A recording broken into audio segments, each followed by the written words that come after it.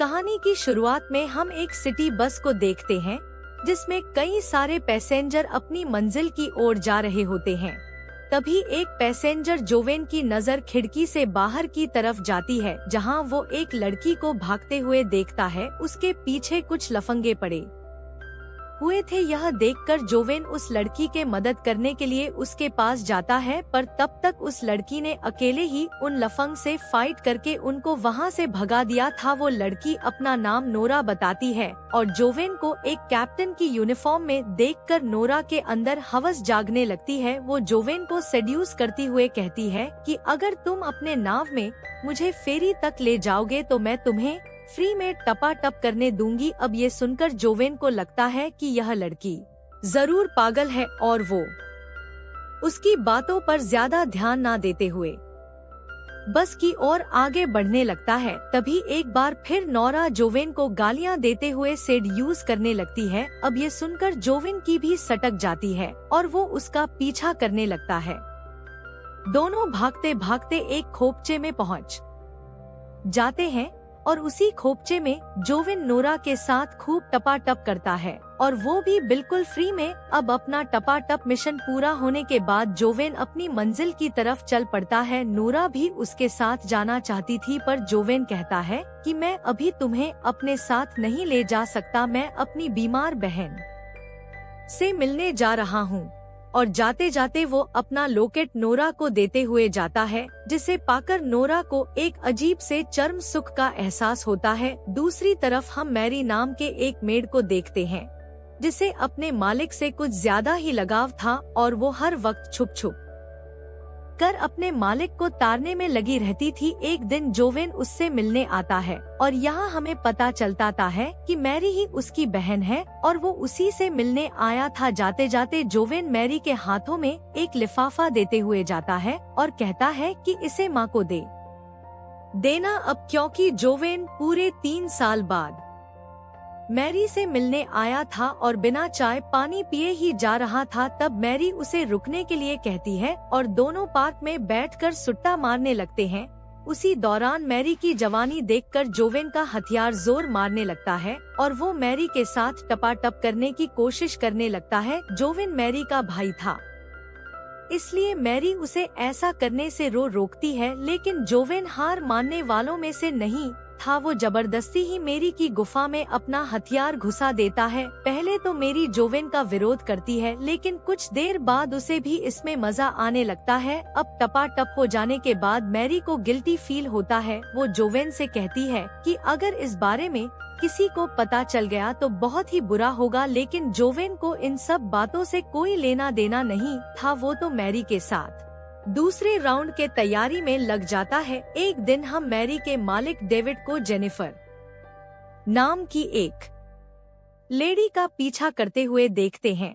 हर जगह उस लेडी का पीछा कर रहा था और थक हार कर घर लौटने के बाद डेविड सीधे नहाने चला जाता है। इधर घर की सफाई करते वक्त मैरी को डेविड की किसी लड़की के साथ कुछ फोटोज मिलती हैं, तो वो उनमें से एक फोटो अपनी जेब में छुपा लेती है। नहाने के तुरंत बाद डेविड को दूध पीने की आदत थी, पर मैरी उसे आज घर में कहीं दिखाई नहीं दे रही थी, इसलिए डेविड खुद उठकर किचन में दूध लेने जाता है और किचन में जाते ही वो देखता है कि उसकी ग्रैंड माँ घर की सभी मेड के साथ दोपहर में होने वाली पार्टी की तैयारी में लगी हुई है। दोपहर की उस पार्टी में कई सारे फेमस लोग आए हुए थे। उन्हीं में से एक थी जेनिफर, जो कि अपने हस्बैंड जोसेफ के साथ वहां आई हुई थी। डेविड भी अपने फोन के कैमरे से जेनिफर की लगातार फोटो खींचने में लगा हुआ था। ये देखकर जोसेफ को बड़ा अजीब लगता है। एक दिन मैरी डेविड को जूस देने जब उसके कमरे में जाती है तो डेविड उससे पूछता है कि क्या तुमने आज पैंटी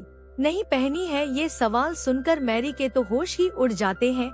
डेविड आगे कहता है कि मुझे सब पता है, तुम हमेशा मुझे छुप छुप कर देखती रहती हो। फिर वो कहता है आज मैं तुम्हें अपना बड़ा हथियार दिखाता हूँ। और इतना कहकर डेविड अपना तौलिया मैरी के सामने खोल देता है। तौलिए के अंदर छुपे डेविड का बड़ा हथियार देखकर मैरी की दोनों आंखें खुली रह जाती हैं।